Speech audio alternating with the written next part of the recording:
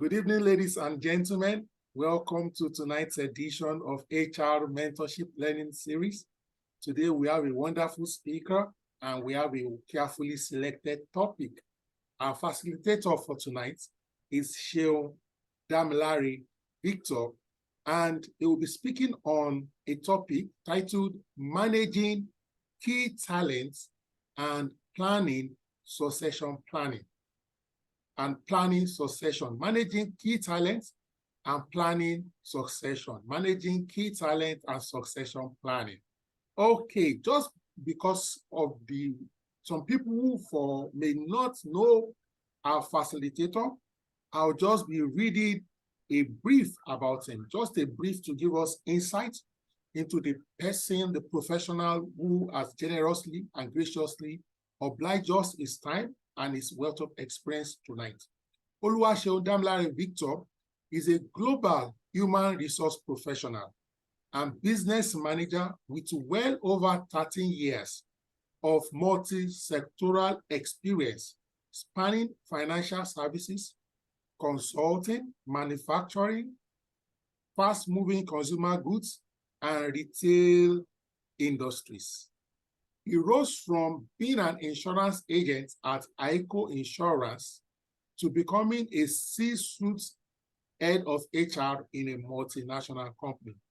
Seun is an HR expert who is vast in the entire HR value chain and also very passionate about strategy formulation, leadership effectiveness, positive workplace culture, and employee experience. Furthermore, is proficient in the areas of business partnering, performance management, and managing talent for competitive advantage. He has several achievements as a salesperson, as an HR business partner, and also as a general manager. He is licensed and certified both locally and globally as a human resource management practitioner. He has membership and affiliation with the Nigerian Institute of Management, Institute of Strategic Management of Nigeria, Chartered Institute of Personnel Management of Nigeria, Academy for Innovative HR USA, Society for Human Resource Management, SHRM USA, just to mention a few. That's not all. He has a first degree in accounting from Olabisi Onabanjo University and a master's in business administration from Nexford University, United States of America. He's also the founder of Hacking Performance Africa Network, HPAN, and a volunteer mentoring platform, mentoring platform for upcoming professionals like me and performance management enthusiasts. Seun is a teacher. You will see that tonight. Seun is a consultant. You will see that tonight. Seun is a facilitator. You will see that tonight during his spare time. Let me conclude by saying that Seun is a family man. He loves God and he doesn't believe in impossibilities. You will also see a little or a lot of that tonight. Anything can happen at this session tonight. Mr. Seun Damilare Victor, again, from my heart, on behalf of everybody, like to say thank you. We do not take this honor for granted, and we hand control to you. You have the floor, sir. Wow, well, I am really privileged to be here. I'm not the best of HR persons to talk about this, but I will be sharing from my very little experience and knowledge gathered so far over 13 years. Thank you so much, Yemi, for that very good introduction. I'd like to add that regardless of what he has mentioned, I am still a learner. In fact, I have just started my career because even from Yemi himself, I'm learning a lot from the HR mentorship platform and from all my seniors that may be on the call, that may be listening to me. So I'm also a learner. Right. So thank you so much for that. I want to say tonight, I won't be speaking all alone. I would ask questions. I would expect us to respond. Sometimes I would love us to use the chat box, to respond to some of the questions. All right, so tonight I'm going to be speaking about something I'm very passionate about, which is managing talents and, of course, planning succession, or what we call succession planning or management. Of course, part of it is also performance management. You can't talk about managing talents without talking about their performance. So these are my core areas that I have so much passion for. Right. So let's get to it. Managing talents is something that every business should take seriously, because our world is a VUCA world, and some people say it's now VUCA plus. I'm sure we all know what VUCA is all about. VUCA means volatile, uncertain, complex, and ambiguous. And now the plus is anything can happen. Just like in 2020, COVID took the world by surprise. Nobody was prepared for a virus that could kill in 21 days or 14 days, as it were. And it happened, and it changed our world drastically.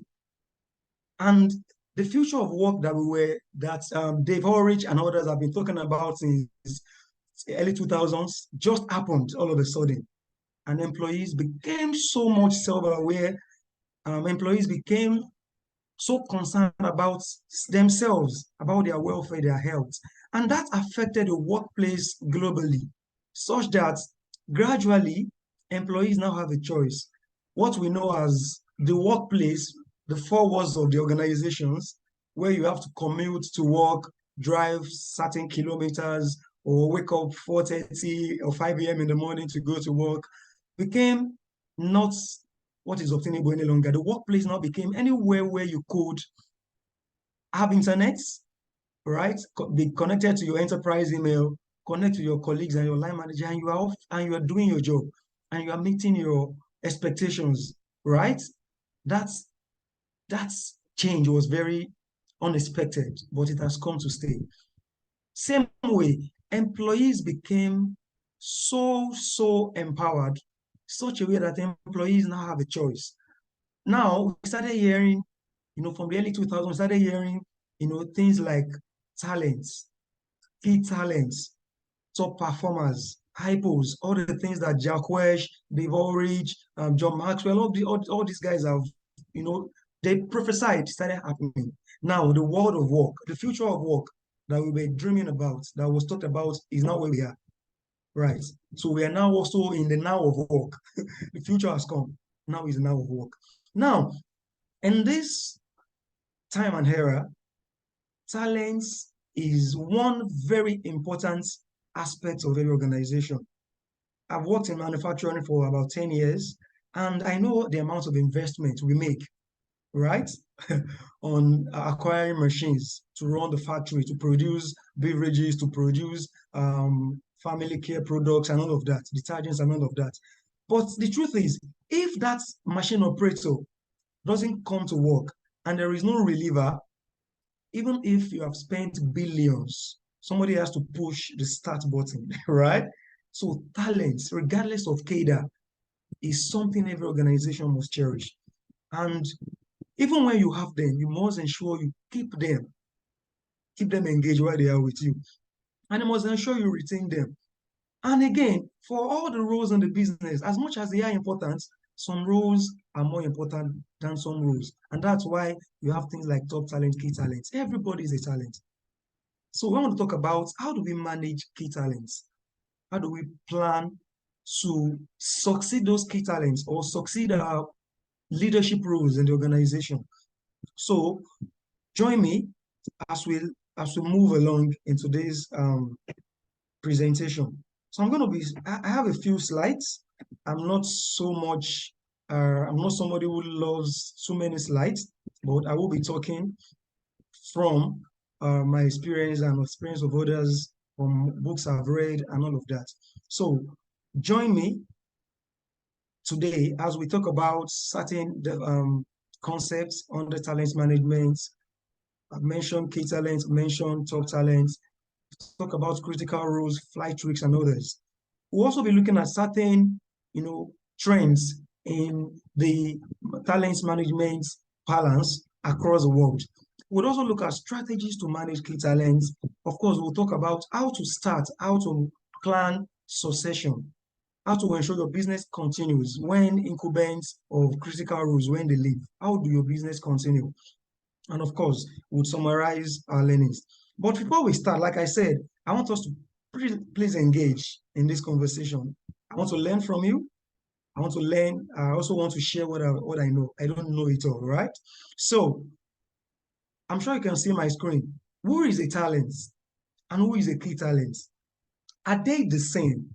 Is there any difference between these two concepts? Could you please, ladies and gentlemen, kindly go to your chat box and tell me what you think? Are they the same? Are they different? And I would also want two volunteers, a male and a female, to also probably signify by raising up their hand to speak to it. Is talent same as key talents? Are they the same? If you feel they are not different, and if there is any difference, what is this difference? So others, let's go to the chat box. I'm going to be looking at our comments. Let's talk about this. Talent and key talent, same or any difference? Right. If you think they are different, do you want to attempt defining it for us? Is anyone raising their hand to speak to this? Let's ensure we go to the chat box. I'm heading up there right away. Okay, nice. Yemi says, talent refers to a natural aptitude or skill that an individual possesses in a particular area of field. Interesting, right? Well, I am referring to a person now, not a natural gift per se. So I'm referring to saying a talent. Is it the same as a key talent in an organization? That's what I mean. So from the concept, do we say a key talent is the same as a talent? Is there any difference? We've been hearing talent, key talent, talent management, talent succession, talent identification. Are these two concepts, are they the same? Any difference? Right. Somebody else, okay, says a key talent is an individual who possesses exceptional skills, abilities that are crucial, right, for the success and competitive advantage of an organization. Interesting, interesting. I love this. Somebody says a talent is the one who has the required skills above others. Wow, interesting, interesting, interesting. All right. Anyone who wants to volunteer to speak to it? Let's engage. Let's engage. Let's make this fun. Let's enjoy. Let's have an exciting session. Anyone wants to speak to this? A male volunteer, a female volunteer. We want to expatiate on these two concepts. Are they saying is there any difference between the two? Please don't be shy. There is no wrong or correct answer. We're all learning. Everything you say today is going to be correct. Don't worry. So go ahead. Say something if you want to volunteer to speak. All right. Interesting. Someone says, I'm going there. Someone says they are different. I'm seeing something about CFO. I'm scrolling up. All right. Someone says there is a huge difference. A talent like the admin executive is important, but his presence is not critical to the business like the CFO. Okay. You're comparing the CFO with the admin executive. All right. Ruth says they are different. Loretta says key talents are individuals who hold critical skills or expertise in an organizational setting. Right, correct. Ruth Inzere says a talent is a regular employee of the organization. Interesting. A key talent plays a crucial role in the organization. Ruth, okay, I love it. Florence says a key talent is the one whose presence is key. That is very critical for the survival of the business. Oh, nice. So, more comments are coming in. Let me take one more before I go ahead. All right. Ololade Shino Abba says, talent is an employee who possesses the standard proficiency required in a role. But a key talent is an employee who is proficient, whose proficiency is way above the standard requirements for for a role, and more importantly, key talent contributes to the critical deliverables of the organization. Wow, we have a lot of professors on the call, Mr. Yemi. Interesting. Someone else says key talents are given special attention and recognition. All right, interesting comment. Wow. A talent is one who possesses a rare and scarce ability and skills in an organization. Wow, wow. I doff my hat for everyone who has contributed. Very, very interesting comments, very on point and very, very correct. All right, I want to move ahead now because of our time. So everybody has got it.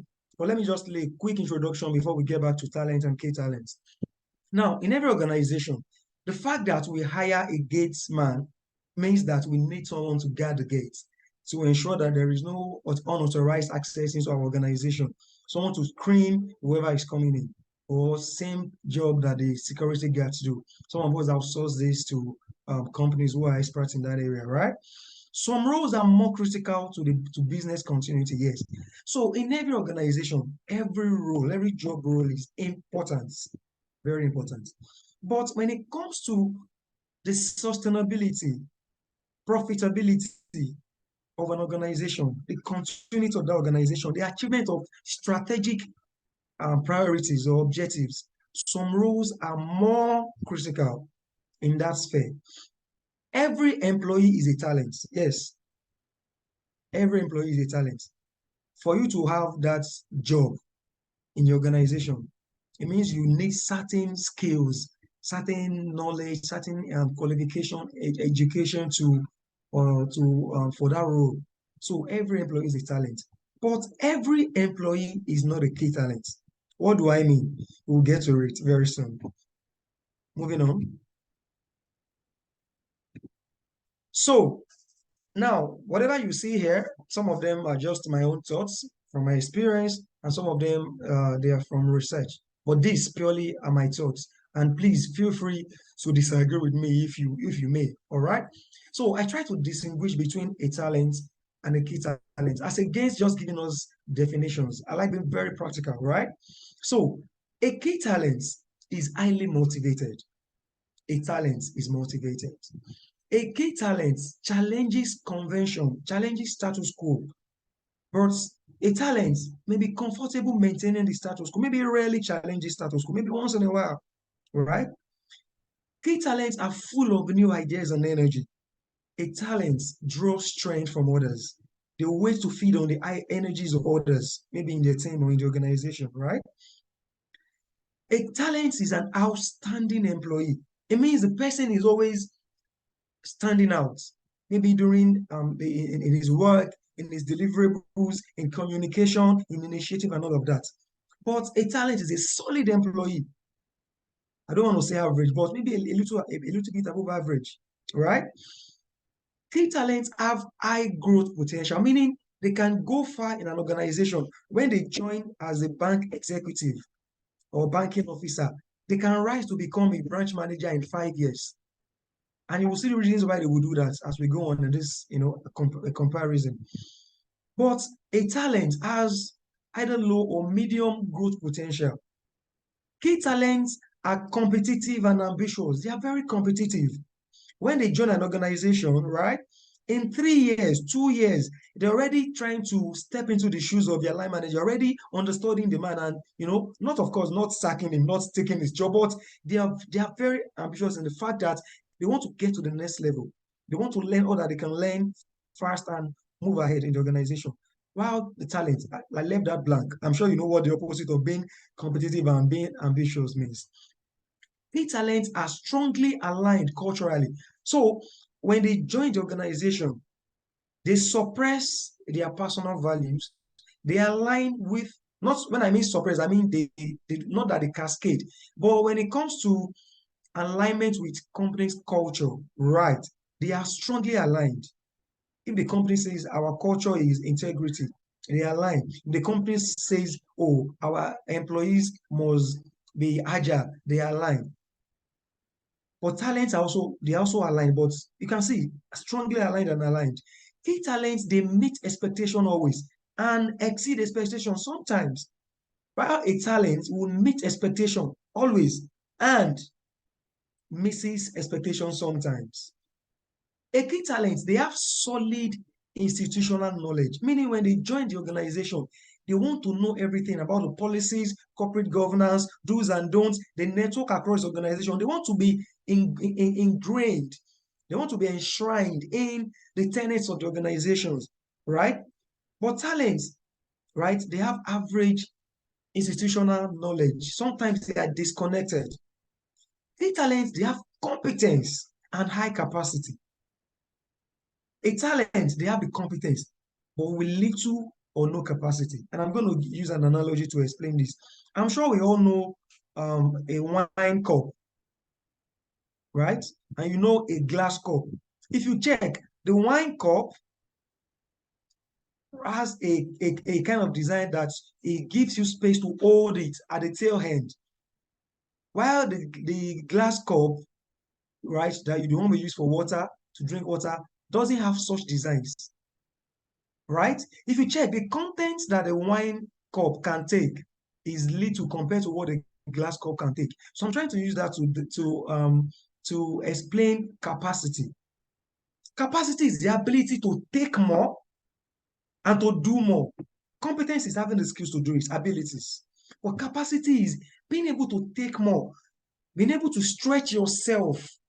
You are currently doing your job, but when your line manager or the organization pushes stretch assignments to you, you are grabbing it, you are not complaining. That means you are expanding. You are expanding. But competence is you have the ability to do, but you are not doing more. You are kind of limiting yourself. So a key talent can do more. They take on so much. When they are pushing certain assignments, they will not complain, they will grab it, they will do. Because why? If you check, the first thing is they are highly motivated. They have energy, right? So that drives key talents. Well, a talent has competence, but they with little or no capacity to do more. A key talent, they love continuous learning. They're always learning. They come for webinars. Every opportunity to learn something new, they jump on it. They go to Twitter for spaces where they're talking about topics that are related to their career. They're everywhere, right? Talents, sometimes they're complacent. Don't worry. When the organization send me on training, I will go. They do not prioritize, self-development like key talent. They will be stingy to themselves, they will be stingy to spend 100K to go and do a certification until the organization pays. They won't do the training. And I'm speaking from experience. So these are the major traits that distinguish a key talent from a talent. But one of the most important is these key talents. They are always meeting expectations and they exceed expectations sometimes because they have the energy. They are aspiring for more, because they are very ambitious. They always go all out. They go above and beyond. I hope I've been able to distinguish between these two concepts and we've seen how these two are different. Moving on. Every organization protects certain things and they secure certain things. One is a loyal customer, their reputation, their goodwill, their market share. Oh, we are the market leader in beverages. We are the market leader in insurance sector. We are the market leader in engineering. We want to retain that our 50% market share. Oh, our investors fund, you want to ensure that they get return on investment, of course, meaning dividends and profitability. Every organization maintains their assets. They don't want to lose their machines. They don't want to lose even their intellectual property, their IT infrastructure and all of that. And like I said, key talent is also something that every organization protects and secure. Why is this? Why is every organization protecting and securing this? We will see this as we move along. Now, please look up. Top talent is today's competitive differentiator. Like I said earlier, regardless of the billions of dollars or naira we have spent on machineries, infrastructure, and all of that, you need people to press the start button. You need people to think. Machines cannot think. Even robots. For some of us who are active on LinkedIn, there was a video I saw just, I think last week, a robot that was in the factory carrying, I think it's a factory, carrying products from maybe a production point to a warehouse. You understand? The robot was going, doing it. And at a point, the robot was collapsed. And somebody said, even robots said they tire. What am I trying to say? Even robotics, artificial intelligence have a limit because they are not humans. The robots, even though can interact with customers, I know Walmart and the rest, they have robots that can take orders for you, that can process your sales and all of that. But do they have human feelings? Can they read your mind? No. So no matter what, talent is still the competitive edge. Who comes up with the strategy for organization? Is it robots? No, human beings. Business leaders gather to what? Brainstorm and the think tank for what? Coming up with strategies for organizations to say, what do we want to achieve this year? Robots cannot think. Robots do not have emotions. So top talents is still today's competitive differentiator that makes the difference between an organization that is thriving and an organization that is not thriving.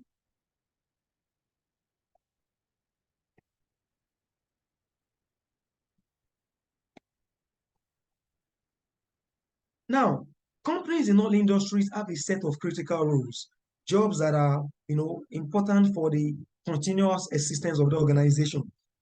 For us to ensure that the business continues, right? Our talent pipeline, or call it critical talent pipelines, we must have. We must continue building critical talent pipelines for our organization. And how do you do this? Assessing our internal and external talents pool or needs, determining how to meet this, and identifying the best ways to develop and acquire these talents. Moving on. Why do businesses secure their talents or protect their top talents? Because to win in the marketplace, you must first win in the workplace. There is this adage we all know. They say charity begins at home. You can't have disgruntled employees. You can't have talents that you do not cherish, you do not value, you do not recognize or give a voice, and you expect them to give your customer a voice. You can't treat your employees the wrong way. You can't relegate your employees' welfare and expect your employees to treat your customers right. No. So Doug Contant says, to win the marketplace, you must first win the workplace. And how do we win the workplace? Attracting the right talents, engaging the right talents, rewarding the right talents, compensating them commensurately, retaining them so that they can win for you in the marketplace. Richard Branson, one of the popular men when it comes to management, thoughts or leadership thoughts, he says, the way you treat your employees is the way they treat your competitors. Your customers. Absolutely right. Aside these two quotes, what are the other global talent management trends? Hiring right is difficult today. My friends who are recruiters, I hail you. I'm also a recruiter, but I know recruiting is not my core, but I recruit. Recruiting is not easy these days, especially guys in the tech world, right? Fintech world, even every industry. It is not easy because when you lose a talent, you are spending so much more to replace them. That's the second one. So you rather spend a little retaining your talents, engaging them, compensating them commensurately than spending so much more to replace them. In fact, in the window before you even replace them, you would have lost certain things because if they hold critical skills, critical expertise, right? The business will suffer before you even retain them. And from my experience of my friends who are head of talent acquisition and all of that, they tell me how difficult it is to replace critical talents in their organizations. And I'm also in one organization, and I know how it is for us to replace top talent. Again, great resignation. We cannot overemphasize this. By the end of 2021, 4.4 million employees resigned willingly from their organizations. 4.4 million. Of course, that's a research done in the US. I was looking for the Nigerian data. I didn't find it. Imagine 4.4 million people saying, I don't do again, I don't tire. Maybe for welfare, for maybe salary, whatever reasons. So we are in the quitters market where employees can just go and resign. And they tell you, I'm sorry, I'm leaving. Personally, myself, speaking to you, in the last 3 years, I have resigned, 3, 4 years, I've resigned by myself from 2 organizations for reasons best known to me, because I know my worth. So employees, like I said earlier on, have that power now. For those who know their worth, they can resign if you're not doing enough to retain them, to keep them inspired, to keep them engaged, to give them a voice, to give them development opportunities, to give them a career path. They can't leave. So the employee is a king these days. Again, the jackpot syndrome, relocation, because of the micro and microeconomies, the way the Nigerian government and everything is in Africa and Nigeria especially, people have lost hope and they're like, I don't care, even if they are earning 2 million net pay, net salary, they can leave. They will just, save within 8 months, 10 months, 12 months, and the next year, before the year ends, they're already finding a way to run to Canada, UK, USA, Germany, and Australia and others. Most are going to UK for masters. So because of these reasons, how do you know if your own top talents or critical talents in your business are already planning relocation? I'm facing that in organization, right? I'm sure most of us are facing it who are HR people. Again, the gig economy. In this day and time, we have interviewed employees or candidates who tell you, I don't want to work for you as full-time. I prefer to work for you as part-time. Because you know why? They're already working for maybe Microsoft part-time. So because of time zone, maybe they will do 6 hours with Microsoft at night, and in the day they want to do 8 hours with you. Then they are spending 14 hours working for 2 organizations in a day, and they are making cool cash. So especially those in tech, IT world, and all of that, they want to work on project basis. They don't want to be your full-time employee. That's a gig economy. Again, almost everybody that are doing 9 to 5 have a side hustle. You know what I mean? Of course, most of us, we pretend as if nothing is happening. But when you look well, you find most people doing 9 to 5 also have a side hustle. Either you're selling bag on Instagram, selling makeup on, or weekends you're going to parties as a photographer, or you're training people, you're consulting, and all of that. So it's a world where people do not rely only on just one source of income. People have 2 streams of income, some have 3, some have 4. Right. Why is all of this? Because the world has changed. We're in a VUCA world where employees know their worth now. Employees are placing a premium on themselves. Employees have gotten to a stage where they can dictate the salary they want. Oh, I want you to pay me 4 million per annum. If you're not ready, I'm sorry, I'm not working for you. Or they also go to look to do research on how your culture is, the culture of the organization. The way you are interviewing a candidate, they're also researching and interviewing you, you don't know. So it's a VUCA world. The more reason why when you have talents that I've identified in your business, you need to manage them properly and retain them for your business continuity. Moving on. I've put here some research I did.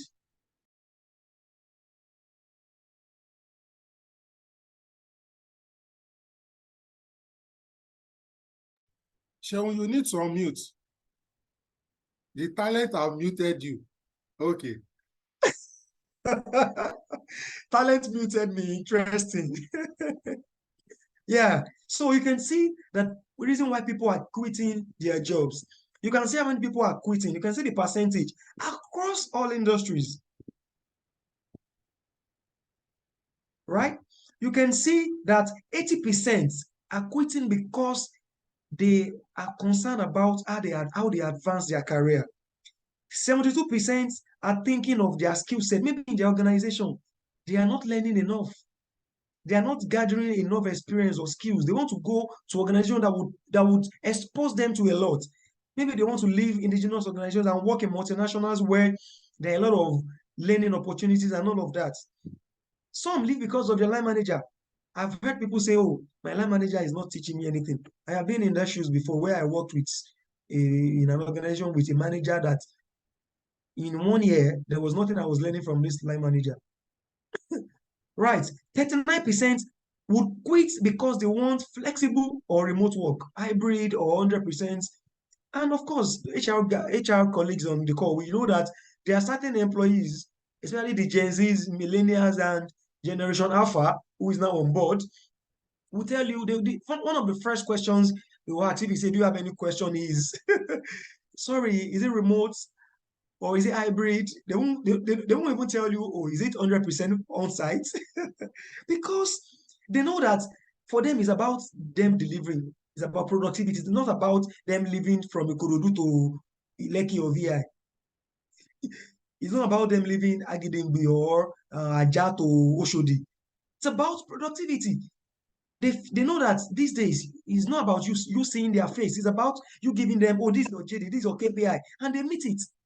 So these are the reasons why people are quitting.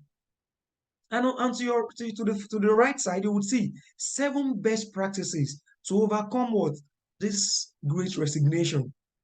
The company culture is very key. We need to build strong relationship with our employees. It's a time where we need to promote fairness, equity, and inclusion. It's a time to what? Ensure internal mobility. It's a time to offer what? Better work-life balance.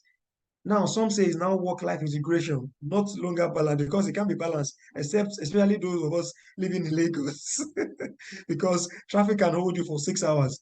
And while you're on traffic, you're already doing your child assignments via Zoom with him or her before you even get home. You're already telling your maid what to cook because you're already running late. You know? So it's about anywhere you are, whether in traffic or at work, you are integrating that your personal life with the work you're doing. But of course, a balance must happen. Moving on.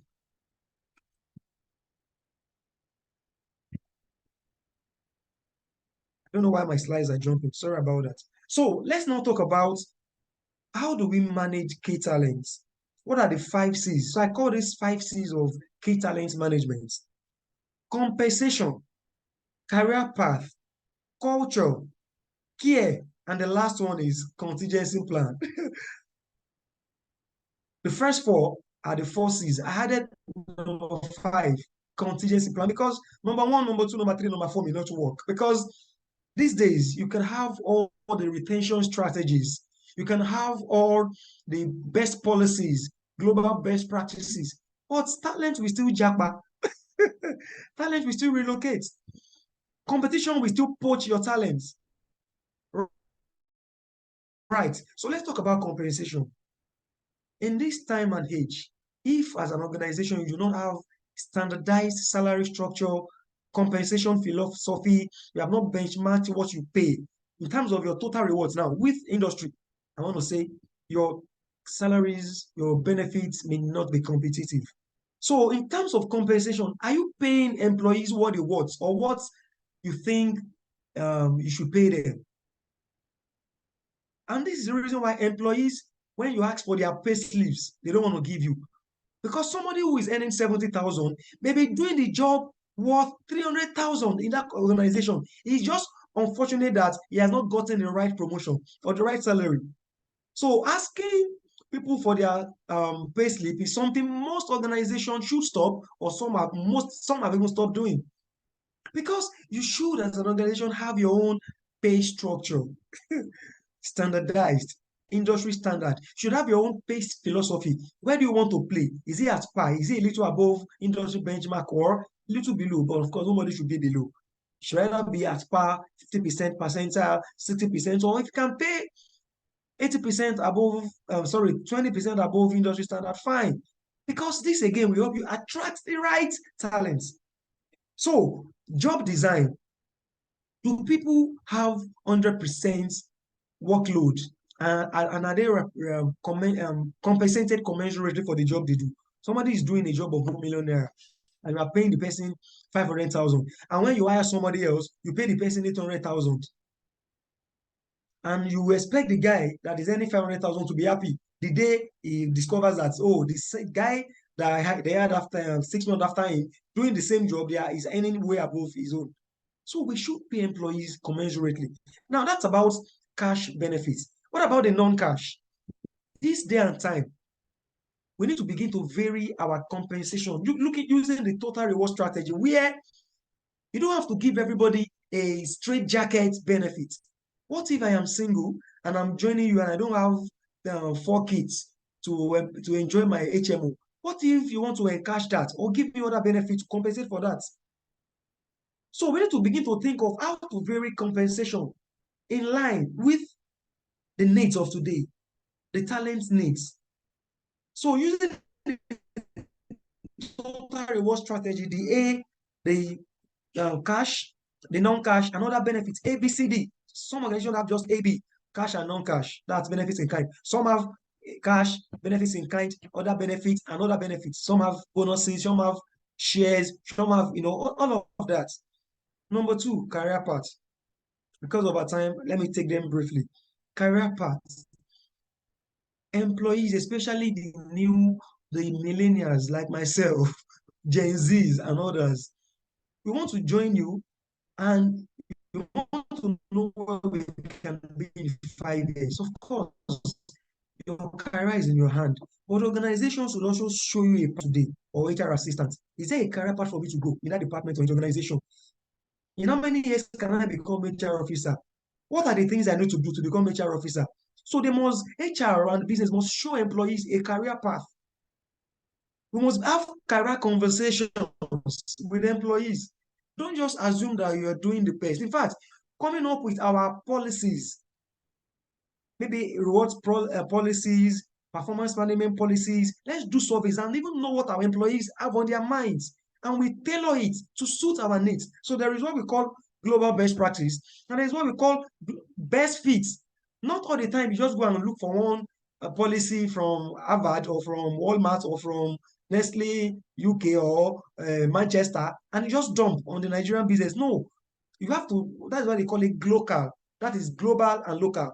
Looking at what works for an organization and what's going to work for our parent company. So let's have career conversations.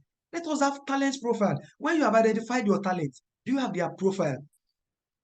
Do you know if it's possible for you to rotate them? Because like I mentioned earlier, key talents they are very ambitious, they have a drive.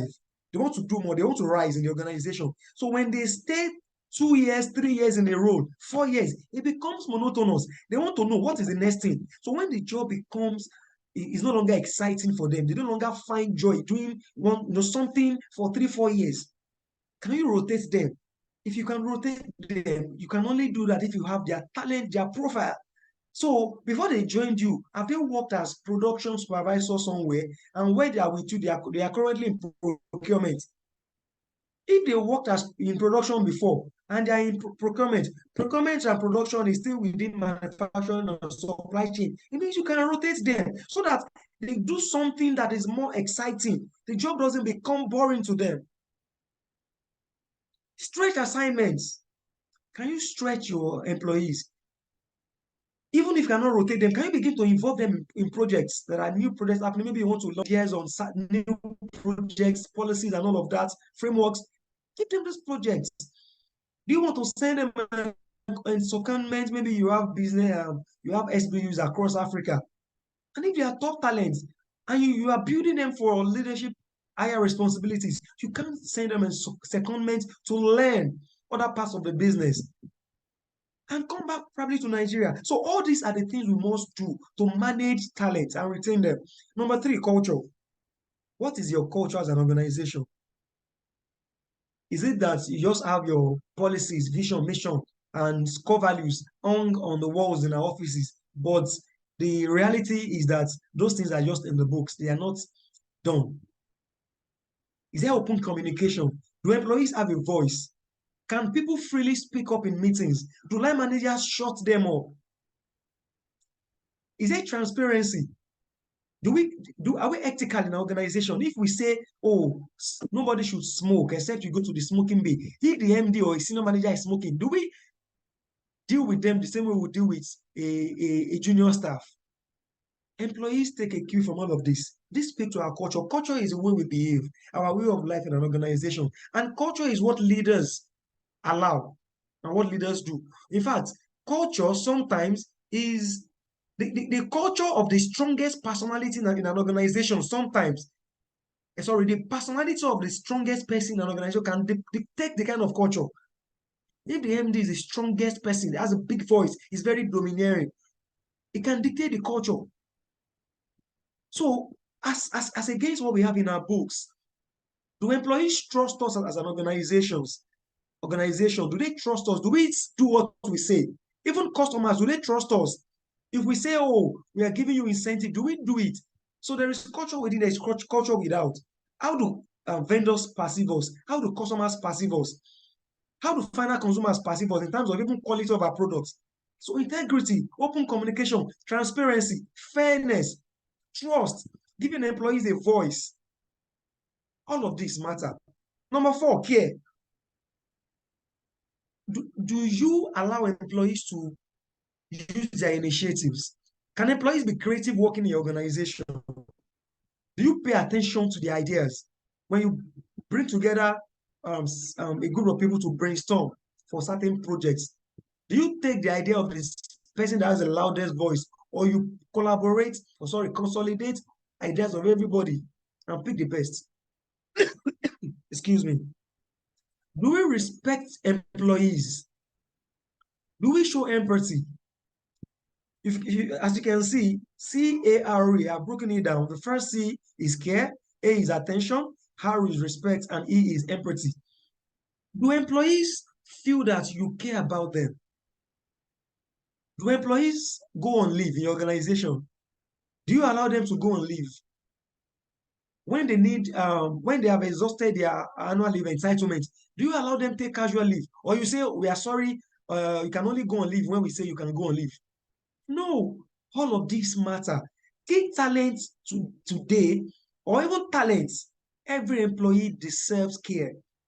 Every employee wants to know that the organization really cares about them, not just as people who are contributing to the organization's productivity, but people who also have family, as person, as human, not just as employees. And lastly, if number 1, 2, 3, 4 does not work, if all of this does not help us manage or retain our key talents, let's have what? Contingency plan. And what do I mean by this? As against you just having a successor for your critical roles, your leadership roles, what about your successor having a successor? What about you having external candidate pipeline?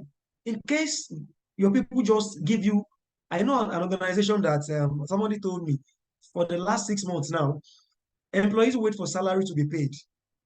And when salary is paid, you will see 10 resignations. You will see 12. You will see 15. Right? Competition is poaching them. One senior manager left and is poaching all the people that if he feels that he built them. He's the one that made them, and he's poaching them to where he left to. So employees will wait for them for salary to be paid, and after salary is paid, they drop in. Some will leave immediately without giving notice. Some will just give you 2 weeks. Some will give 1 month. So when this happens, what can you fall back on? Can you also speak to outsourcing organizations, labor providers, to keep certain candidates in line, in the pipeline? Even in fact, maybe you have even interviewed them and you're just keeping them ready for when you are served breakfast. You know what I mean? Can we begin to have talent sharing? Like I said earlier, some employees, some key talents do not want to work full time with you. So even though they are working elsewhere, can you let them work for you on hard work? Can you vary the kind of contract we give? And all of this. So the 5 C's of managing our key talents.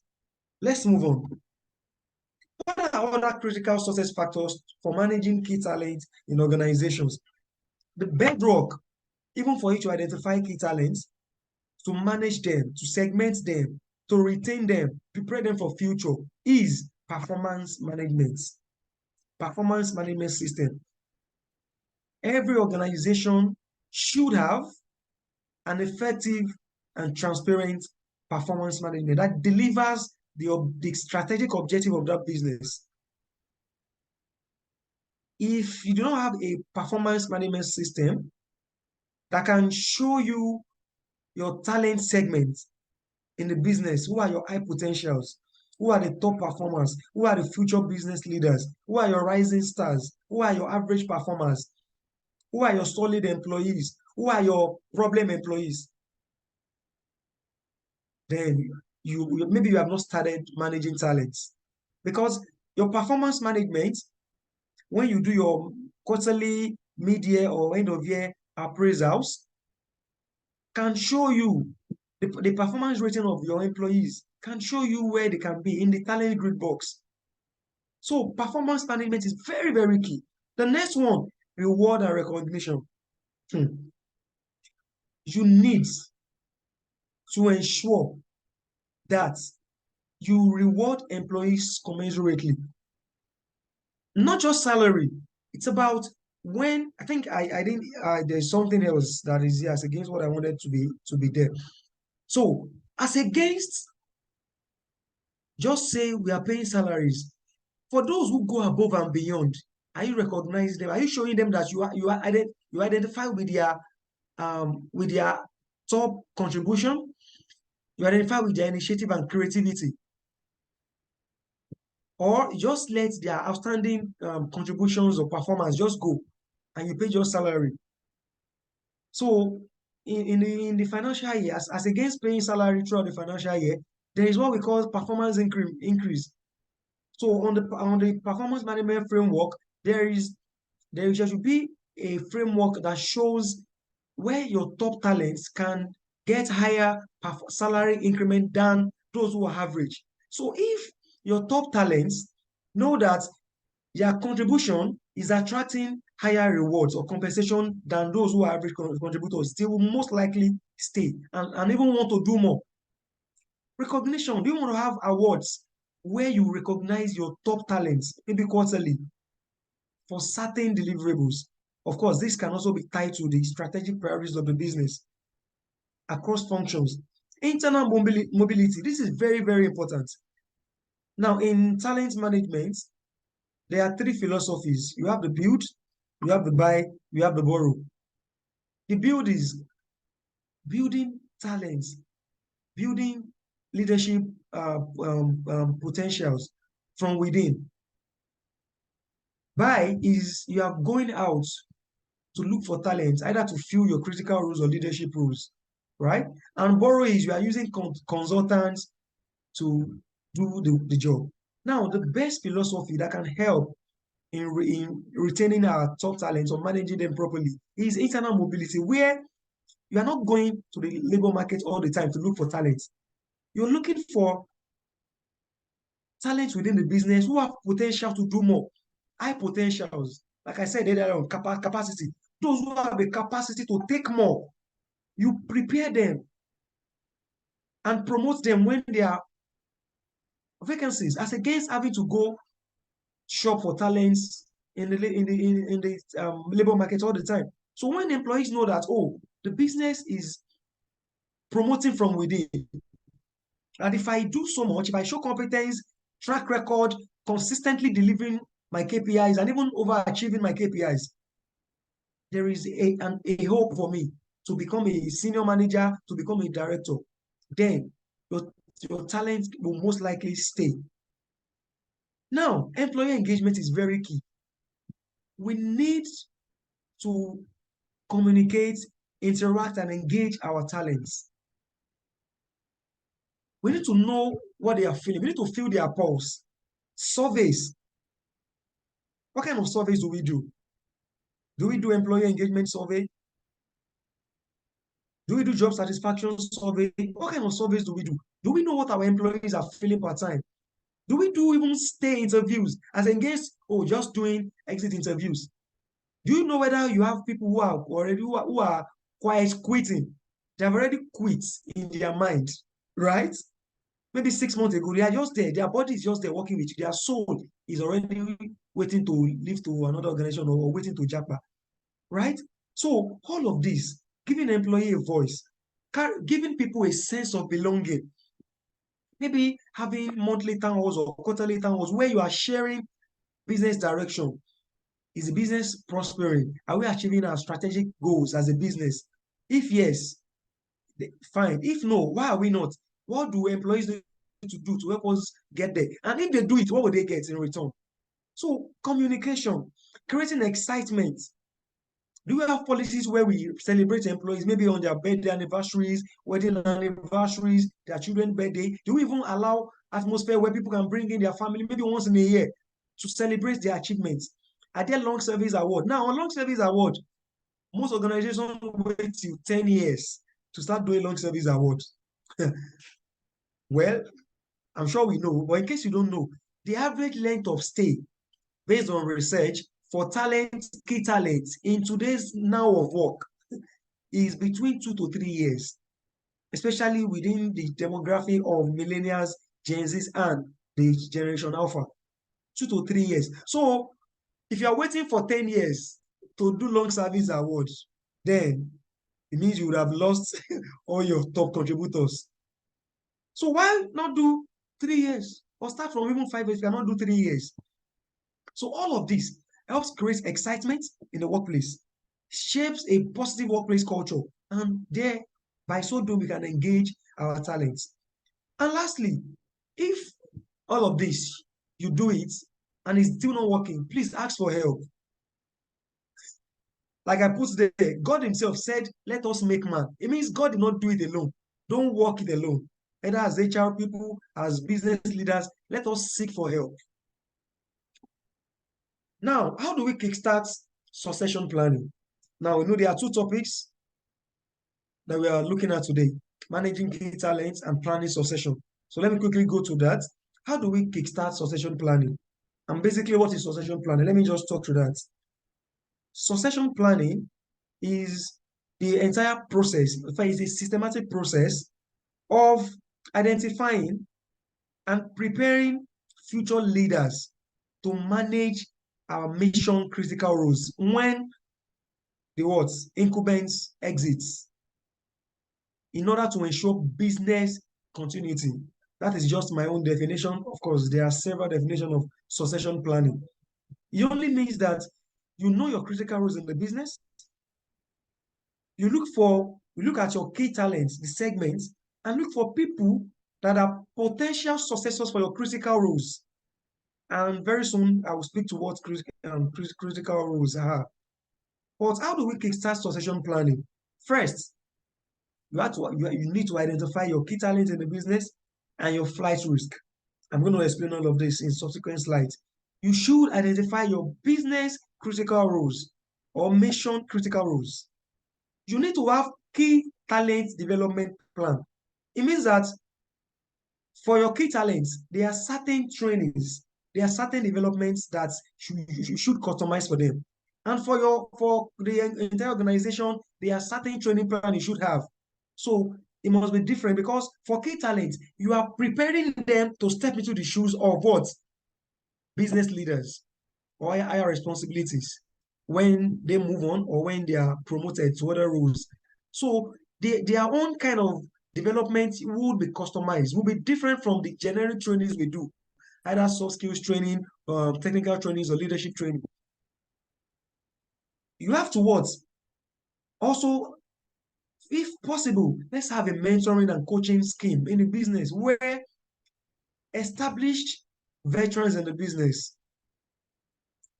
leaders, senior managers can handhold high potentials in the business and show them how to become like themselves. Mentoring is something we cannot overemphasize. It's very, very important in having competitive edge in today's talent management world. And coaching also for your business leaders, for example, or those who are preparing for business leaders. Let's have executive coaching for them to prepare them maybe for executive presence, for managing the board, C-suite level, and all of that. And lastly, you can tell your leaders, your business leaders, to begin to identify and build their own successor, where all the functional heads in the business will identify minimum 3 people For instance, the CFO, the CIO, the CHRO, the CCO, the COO.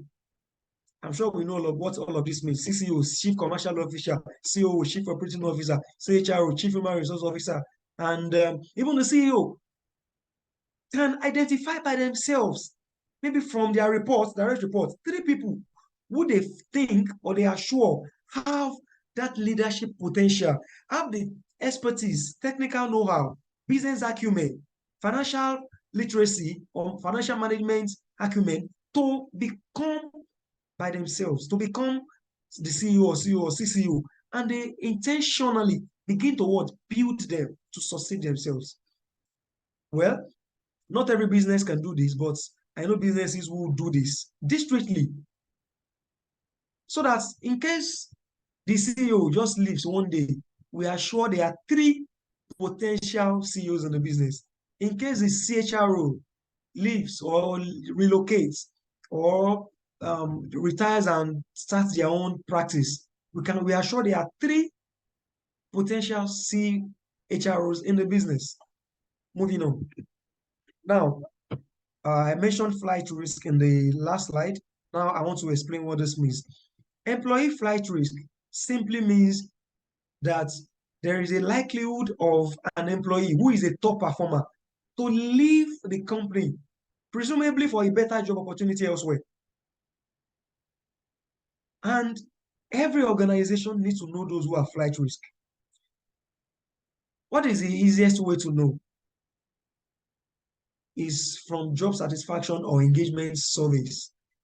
When your very energetic, high potential or top talent, who is always vibrant in meeting, the person is always bringing fresh ideas to the table, then the person stops talking, the person stops contributing in meetings, the person just cold all of a sudden, the person start getting late to work or is taking frequent leave or casual leave. The person becomes moody, the person becomes confrontational, the person starts coming late to meetings, right? The person's performance begins to decrease, right? Some will complain, some will not complain. Somebody like me, I won't complain, but I will start planning my exit. So all these factors can point to you flight risk amongst your top talents, or even your high potentials in the business. So basically, in managing talents, among your top talents, some will be flight risk who are already looking out. They're already attending interviews every now and then. In fact, some will use your break time in the organization to go and do interview. You will not know. They will not go physically, they will attend virtually. Some will even use your internet. Excuse me. To attend interviews. So you should know flight risk in managing talents. Very, very important. Have a list of them. Then you start engaging them. Don't tell them we know you are flight risk. No, you start engaging them. You want to feel their pulse. Why are they not happy? Why have they stopped contributing? Why have they stopped challenging status quo? Why are they now taking frequent leaves? Why are they started coming late to meetings and all of that? Why are they disengaged? And you look from their responses, you know what to do. Moving on. Now, one key tool that is very important for key talents identification and even planning succession is the talent grid box. In 1971, I think, McKinsey came up with this tool, and it's one of the best talent management tools for planning succession. Now, across the X and Y axis, you will see performance and you will see leadership potential. These 2 factors or concepts is what we look at when we are talking about succession. Performance basically is your capacity to deliver your expected deliverables, achieving your KPIs, achieving or overachieving, ability to do, and you are doing it. You are achieving results, business results. You are going above and beyond your JD, right? While leadership potential is ability to manage a team or the business. Now, there are 3 levels to leadership. There is leading self, there is leading others, and there is leading the business, right? So the leading self is a point where you are not, nobody is reporting to you. Maybe you are you join an employee or maybe a supervisor that has no reports. But that is, you are leading yourself, you are managing yourself because you have no reports. Now, leading others is you have minimum 1 or 2 reports, or even more than that. You are now a supervisor who has direct reports reporting to him or her in the business. So you are responsible and accountable for their actions or for the outputs or result of that department.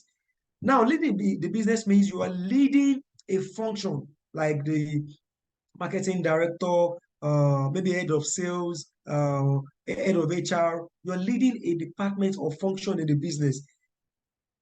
You are also responsible for budgets, for approvals in that function, right? So that is leading the business because your department is a major contributor to what? Strategic objectives of the business.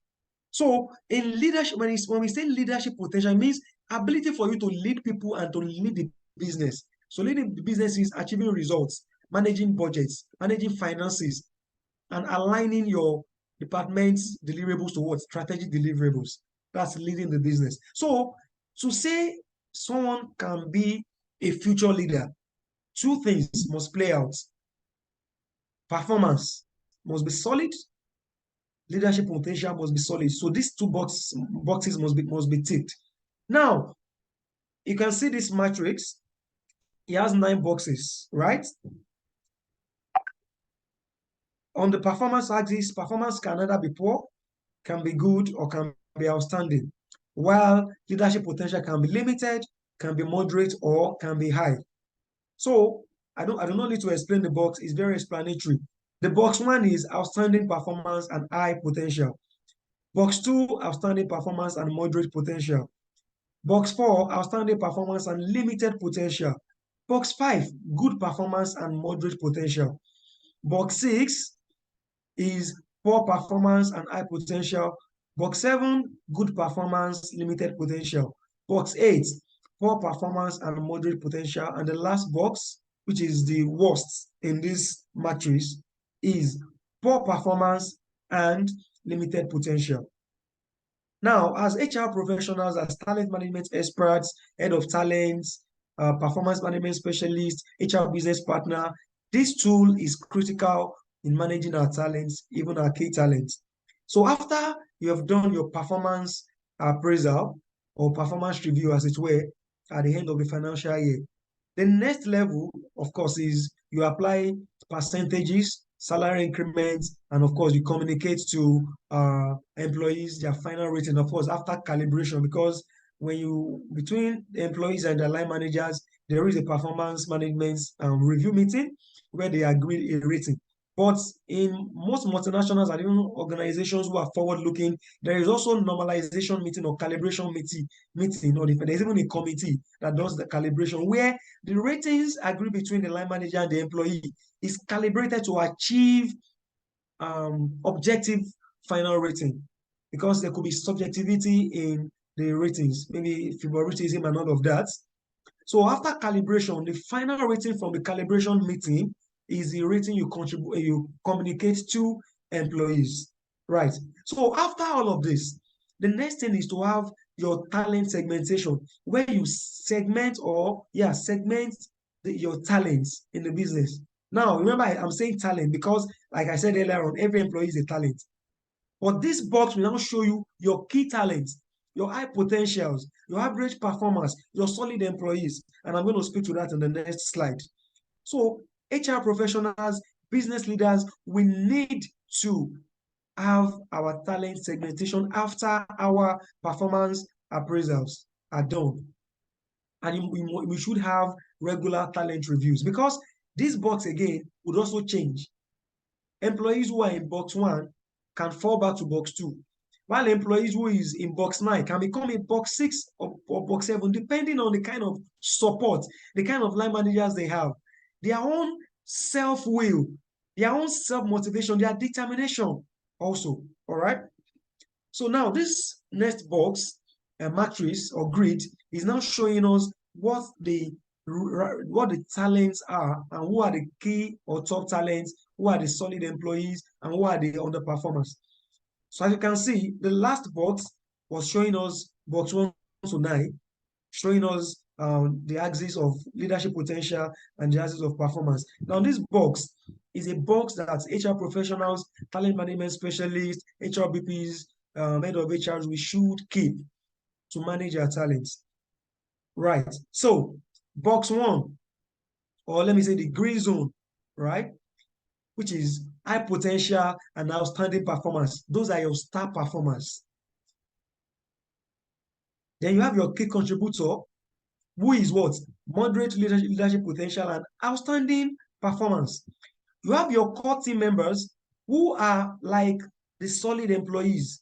They are not doing badly. They have average leadership potential and they have good performance. Right? You have your rising star still in the green zone. You have your rising star being high leadership potential and what? Good performance. Then you have your what? Potential star, which is the black zone. NTR here means new to role. So employees who just join maybe 3 months or those who are under probation within 6 months, they could, they have potential because the reason why you hire them is because they showed a lot of promise, a lot of potential at the interview. So, but because they are new to the business, they are just trying to understand the culture, the way things are done in the organization, the people. They are just trying to, get their feet in the organization. So they could have high potential and they could have poor performance because they are new. But after probation, they should move to where? To the core team member, which is moderate what? Potential and good performance. And they could move to a rising star depending on the employee's self-motivation and the support the business is giving, the kind of atmosphere, the kind of culture, if is a business a learning institution and all of that. Are we rewarding talent? So there are several factors that will determine where your talent will fall. But those in the green zone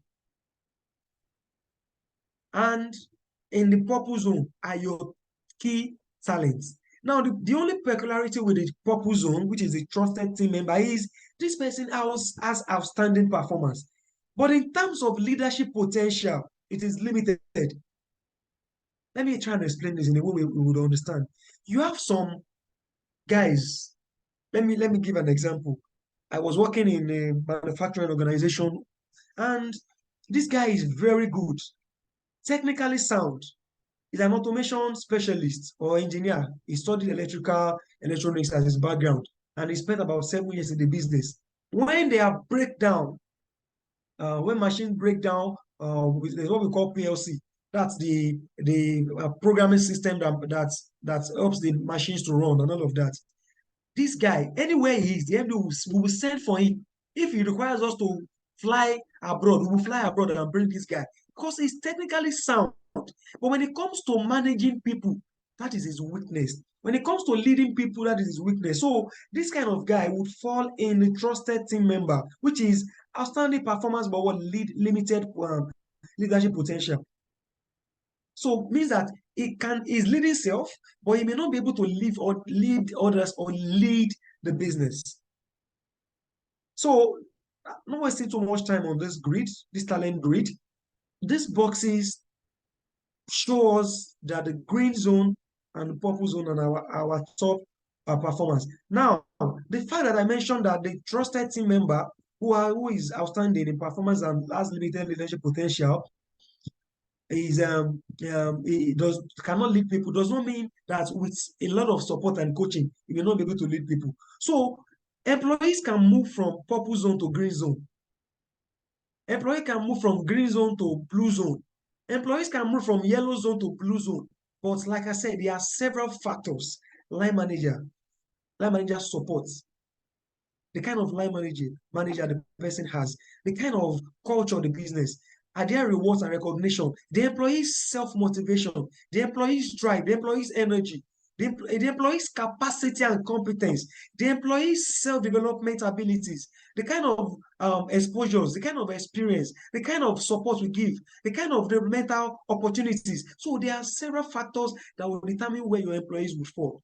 And that's the essence of doing talent review. So after your performance appraisal, you've done salary increments. Of course, when you do your bell curve, so the bell curve, you have your 70, your middle 70, top 20, and your bottom 10. So you may have some employees exiting the business if after putting them on performance improvement plan, 3 months, they still don't, and meet expectation, they will exit, right? But you'd also have your top 20 who are your key performers. You'd also have your 70 who are always your solid employees. They are most likely always they are the core team member. They are the average, sometimes a little bit of average in terms of leadership potential and performance. So when you do talent reviews, it means that you are recalibrating your talent grid box, your talent segmentation to see if employees are maintaining their spot on the talent grid or not. All right, moving on. I hope I'm not spending too much time. Mr. Yemi, please let me know. We're almost towards the end of my presentation. Now, what makes, I talked about critical roles earlier on. What is a critical role and what makes a role critical? Majorly two factors. It means that if the incumbent of a particular or a job holder leaves the business, there would either be a business impact or a replacement challenge, right? Replacement challenge meaning it will take us minimum 3, 4, 5, 6 months to get a replacement. And that's maybe because we do not have an internal replacement for that critical role, or the successor we had prepared also left while we were planning to move the person, right? Then we have to look outside for replacement. Business impact means by virtue of the person exiting, that critical role incumbent exiting the business would suffer. Either sales would suffer, production would suffer, customer retention would suffer, net sales revenue would suffer, even profitability. So if there'll be a business impact and there'll be a replacement challenge by virtue of a job holder exiting the business, then it means that that role is critical. So what do we do? So once you identify your mission critical roles, we have to look into our key talent pool. That's our talent segment, the 9 grid box, to look for, of this our top talent, the green zone, which of these can be potential successors for our critical roles or leadership roles in the business. Identify minimum 2 or 3 and begin to prepare them and have customized key talent development actions. All right. So in preparing them, you would have those who are ready now, meaning anytime a critical role incumbent leaves or exit the business or serve us breakfast, we have somebody who is ready now, that we have been preparing, who is in the pipeline of successors. So you can have ready now candidates, you can have ready in 1 to 3 years, or you can have stopgap, somebody who may not be the replacement, but can fill in the shoe while we look for a suitable replacement. So ready now, ready in 1 to 3 years, ready, some can even be ready in 4 to 5 years, depending on the level where they are in terms of performance and leadership potential, and some can be stopgap. All right. And if we do not have potential successors, what do we do? Then we can now initiate the buy, which is going to the labor market too. But before we even do that, I advise let's always have candidate pipeline for all critical roles in the business. Moving on. Yeah, this is like the last slide of my presentation. From all that I've been saying so far, let's summarize and bring it home. What are we taking away from my presentation before we go to Q&A? We need to treat our employees right so that they can win for us in the marketplace. We need to understand that this age and time, employees have a choice. We need to understand that loyalty to organizations by employees has reduced drastically. We need to understand that the average length of stay for millennials, Gen Zs, and Generation Alpha is between 2 to 3 years. And that does not mean that some will not stay 5, 7, or 10 years, depending on what retention strategy, what talent management practices we have in place. We need to understand that key talents are the ones that drive our business sustainability, profitability, and all of that. Like I said earlier on, every role is important. Every employee is a talent, but not every employee, is not a key talent. A solid performance management system is the bedrock for talent identification, talent retention, and succession planning. And lastly, the Great Resignation has come to stay. I said by the end of 2021, even the first quarter of 2023, over 4 million people, according to a research and survey, quit their jobs. So we're in the quitters market where employees know their worth. Employees can quit anytime, either japa or look for greener pastures in other organizations, either for salary reasons, benefit reason, the kind of work and flexible work arrangement and all of that. Please, the great resignation won't stop anytime soon. Ladies and gentlemen, this is where I draw the curtain for my presentation. And I hope that we've learned one or two things. Oh, there is one more slide. Sorry, I almost jumped this. Now, there are certain metrics we should measure as HR people, as business leaders in managing our talents. Attrition rates, very important. And you know, for attrition, there is voluntary attrition, there is involuntary attrition. I think the one that is very important is voluntary attrition, especially if it is attrition of your talent pool. Employee engagement score, you want to know how engaged your employees are. New hire retention rate, you want to know that for all your new hires, right? Do they stay with you within their probation period? Do they stay 3 months after probation period? For how many months do your new hires stay before they leave? We also need to look at our absence rates, especially in your talent pool. If your key talents are beginning to be absent from work, something is wrong. They could be going for interviews. They could be going to embassy to get their visa. A lot of things will be happening. Net promoter score. How well are employees talking about your organization to wider potential candidates, to customers, and even competition? Overall retention rate. What is our overall retention rate in the business? Meaning, across the entire organization, are we retaining our talents? All of these are formulas. I didn't want to bore us with so many formulas. I only did one of the formulas down there. Overall turnover rate. Turnover is, of course, almost similar to attrition. Employees who leave, who exit. That's the involuntary now. What is our turnover rate? Then there's also talent turnover. Now, for those in your talent pool who you are, preparing for future business leaders, those that can succeed your critical role incubator leadership roles, what is the turnover rate among your talent pool? And lastly, the one that I put the formula here, talent retention rate. How do you measure your talent retention rate? What's the formula? Number of new hires who stay over a given period of time. So your given period of time can be 6 months, can be 1 year. But I always advise that this is done twice in a year, if possible, even in a quarter. So you are looking at the number of people who stay over a given period of time, divided by the number of employees that you have hired during that same period of time, multiplied by 100. This will give you your what? Talent retention rate in the business. So, ladies and gentlemen, thank you so much for having me. And I hope you've learned something new. I would love to take your questions from now. Thank you so much. Wow, wow, wow, wow, wow, wow. That was excellent, magnificent. That was fantastic. So much quality in a short period of time. Thank you again for sharing from your wealth of experience so generously with us tonight. Ladies and gentlemen, we would like to take questions or clarifications or contributions.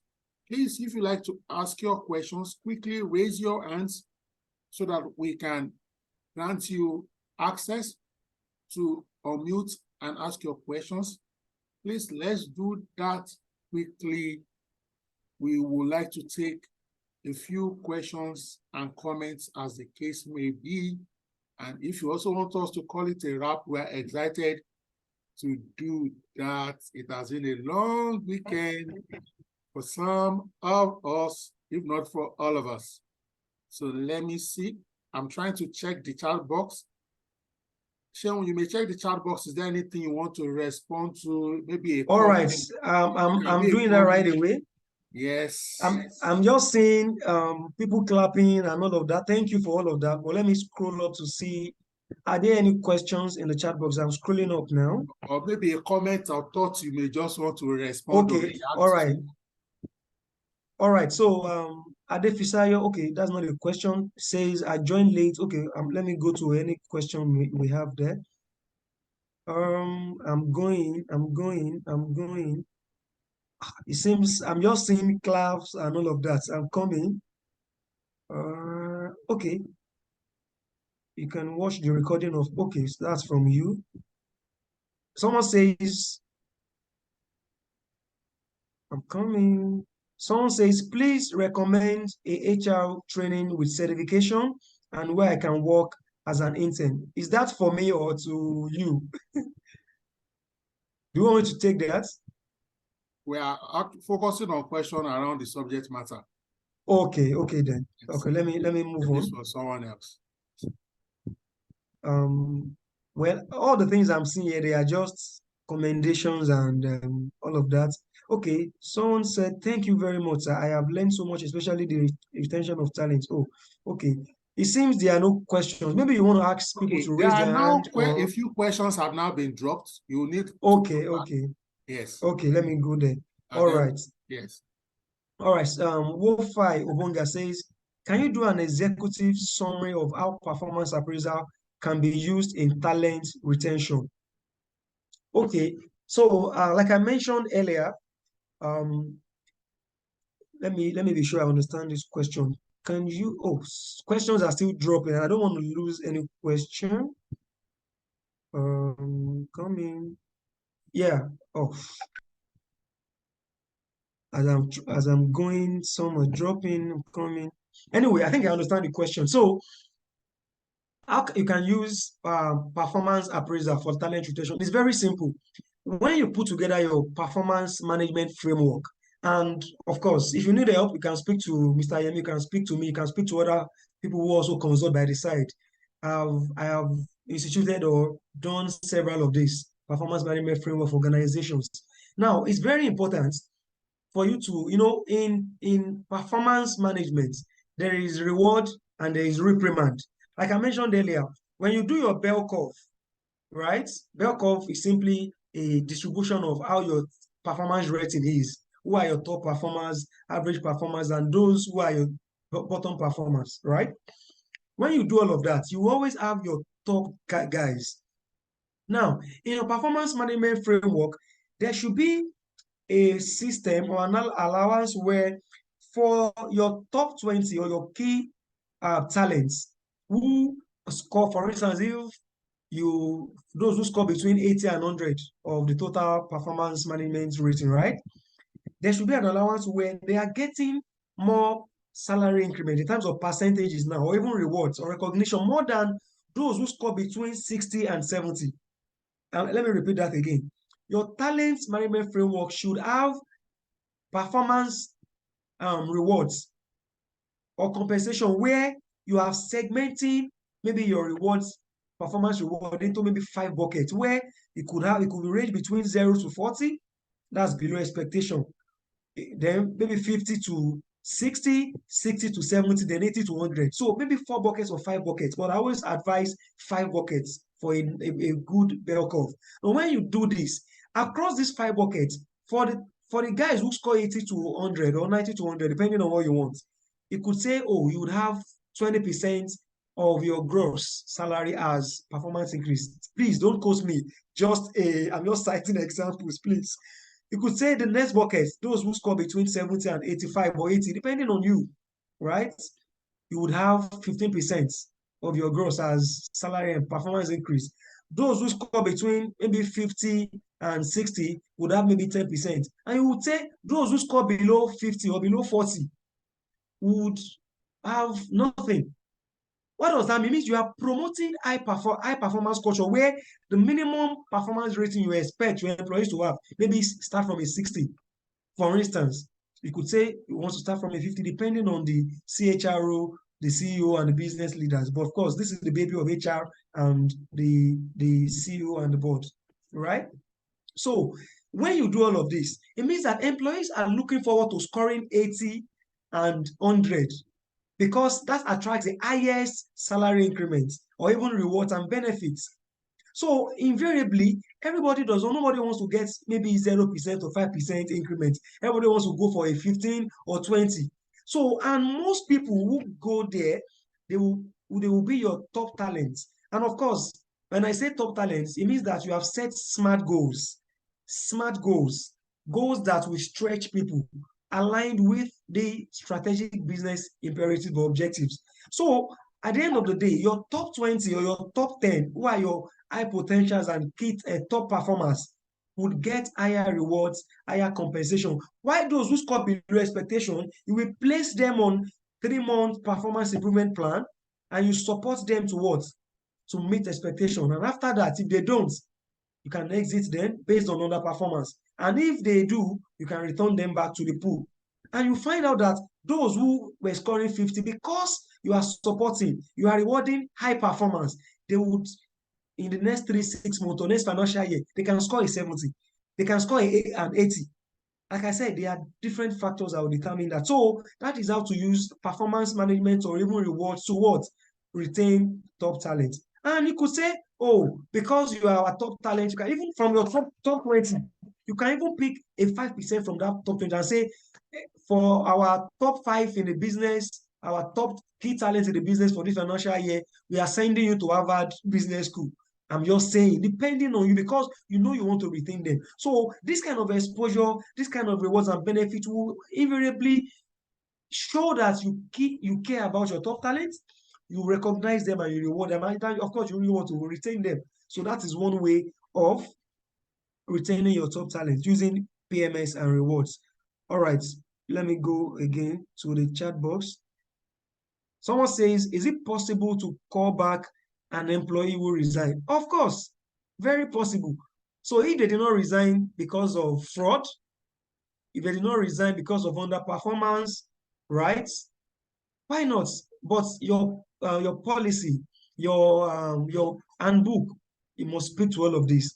They would, of course, I worked in businesses where the handbook speaks to the conditions that will determine whether we would rehire employees who left. All right. Some even says you must have left for maybe 3 or 5 years. Not that you left last year, you want to come back. No. Some says as long as you did not resign, you were not terminated. Okay, now you said resign. Okay, as long as you didn't resign because you were, maybe there was a disciplinary process ongoing that was about to nab you for some fraudulent activities. If you resign because maybe you got another job or you relocated, whatever, and you are back in the country and you want to work with us, why not? But let your policy speak to it. Folari says, how about a company that has limited number of staff and they are not so interested they are not so interested in recruiting more? How do we succeed then? Of course, you don't need to increase your headcount because of succession. Like I said, create an external pipeline, maybe with labor providers or sourcing companies. They are not on your payroll. They are only in the pipeline. You understand? They have been interviewed. They are talents, they are candidates you have identified to have the right skills and competencies to fill in critical roles in your business. So they are outside, they are not on your payroll. So you're only using them, you're only hiring them when they are vacancies. So in that way, you are not increasing your headcount or payroll costs. All right. The next question from Odume, who says, how can a HR admin who is just 3 months plus handle the situation where in the HR office, where the HR officer resigned and he or she has been made acting HR, and then people begin to check out and the key roles, people to check out and key roles need or be filled? How can the HR admin who just, oh, this is another question. Okay, same. How can a HR who is just 3 months plus handle the situation where the HR officer resigned and he or she has been made acting HR, okay? And then people begin to check out and the key roles need to be filled.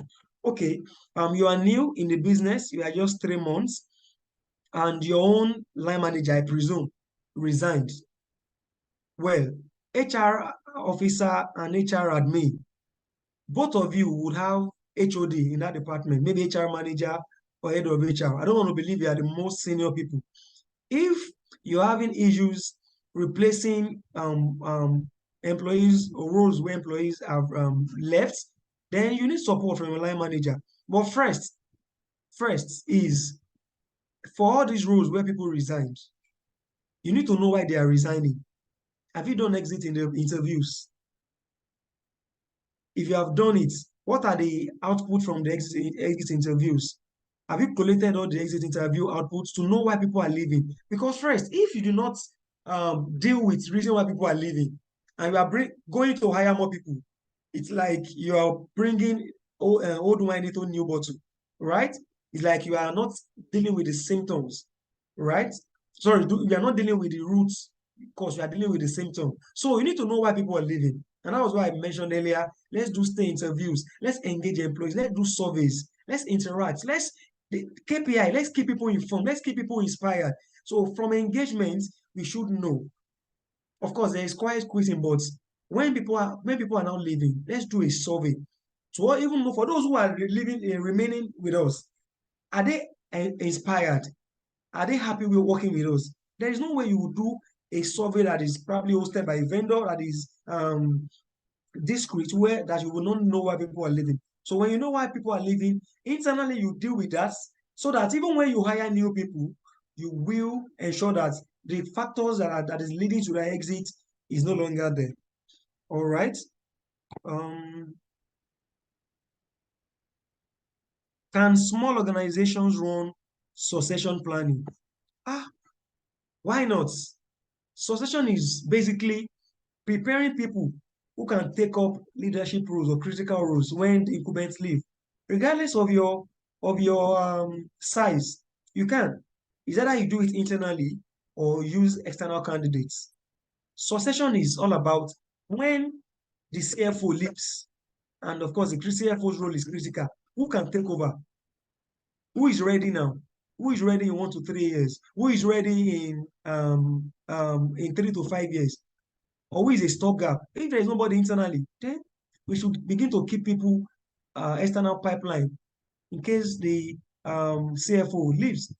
All right. So you can. The next question, it says, plus, how can this same person who is being made acting HR handle performance management, especially when he or she has no clue? Wow. What you don't know, you don't know. What you don't have, you can't give. I advise you to look for trainings on performance management. Mr. Yemi can help you. You can reach out to me on LinkedIn. My name is Sheon Damilare Victor. I can give you a few tips. And there are several trainings on Udemy, on LinkedIn Learning, on everywhere. Look for trainings, even in CIPM, that talks to performance management. And yeah, basically, if you don't know it, you don't know it. Oh. So performance management is key for every HR person and even business leaders. So you need to seek knowledge. Look for people like me who are experts in performance management, who are passionate about it. Follow them, ask them questions, and be ready to also invest in training. Because anything you get free may not sustain you. Be ready to invest in learning. All right. Um, question, please. Ruben says, "Good evening, Mr. Shin. I'm not shy now. This is Shion." He says, "Is there a possibility organizational culture can positively or negatively affect performance and talent?" Yes. If in that business there is a culture of disrespect where senior managers shout at employees, disregard employees don't have a voice, whether they are talents or key talents, it can affect their engagement level. They can become demotivated. You can imagine where in meetings, managers will shout and bang the table at employees. Employees who you hired because they have ideas, they are talents. They give ideas, they bring suggestions, and you don't take it. You shut them down all the time. That's a culture of disrespect.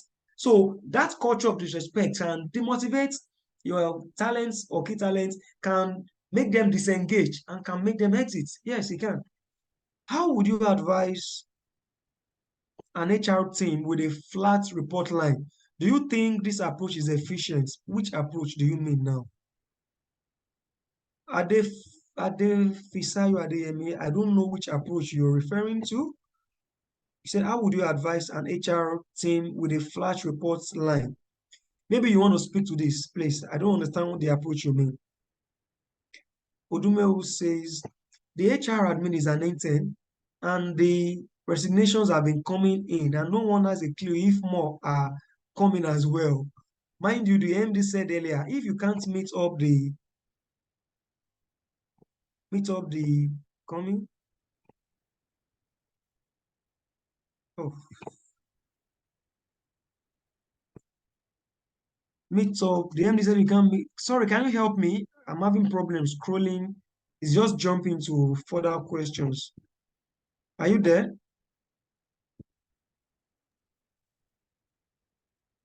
Okay. Well, I can't get that question. Someone says, I feel bell curve can work best in big organizations as against small organizations. What do you think? Well, bell curve can work anywhere, but if you think you are not ripe for it, you may not use it. There are several performance management framework that you can use, right? So if you need help, speak to Mr. Yemi, speak to performance management specialists like myself, all right? Can you share a PIP frame? Wofi says, can you share a PIP framework or template with me? Okay, it's not cast in stone, but let me just explain what this is about. PIP is performance improvement plan. What does this mean? It means that an employee has fallen below expectation, they don't meet their KPIs or goals or targets, maybe consistently or maybe for 2 years, and you are saying they are underperforming, right? So you are placing them on performance improvement plan. What does this mean? It means that we want to set goals, new goals for them to meet, or call it functional KPIs, right? Goals that they were supposed to meet that they didn't meet. You are setting goals for them and you are supporting them as line manager and HR with training, with coaching, with mentoring and all of that to ensure that they leave the zone of underperforming to the zone of performing, right? So in 3 months, you are doing a monthly review, reviewing those goals, if possible weekly, but not of HR's job, the line manager's job. HR is coordinating. So you are reviewing with them on a monthly basis for those 3 months to see if their performance that was below expectation will now become meet expectation or even above expectation. Do you understand? So framework is simply a form. Of course, the performance management policy or framework speaks to what PIP will look like. But there are several templates online and you can even design it yourself. But I'm sure if you go online and type performance improvement plan, you will see a lot and you can download. And if you need help, please reach out to Mr. Emi, reach out to me. Wofi says, can you do an executive summary of our performance? Okay, I think I've answered this question. Yes, I have. Okay, Wofi says, thank you for the response. All right. Wofi says, I'm happy to connect. Yeah, I'm also happy. Just look for me, Seun Damilare Victor on LinkedIn and connect. Feel free to ask me any question on LinkedIn. I would respond anytime. Oh, thank you so much. He has pasted my LinkedIn profile already. Thank you so much, Mr. Yemi, for that. I think that's all the question I can see. I'm sorry if I missed out any question. Could you please, if there is time, I know we are far and we have spent almost 1-2 hours here. If there is more time, you can ask questions. If there is no more, I'm sure we can call it a day. Thank you so much for having me. Ladies and gentlemen, if there will be any question, you will need to raise your hand. If I see a hand in the next 15 seconds, we'll oblige you. Again, I'd like to say thank you most sincerely, Mr. Damilare Victor. You have done a marvelous job tonight. Thank you to everyone who have joined from far and near, even though all of us have joined virtually. All right, we celebrate you. Please, thank you, sir. Enjoy the rest of tonight and let's have a very promising, fruitful week ahead. Good night, everyone. See you soon. Thank you so much.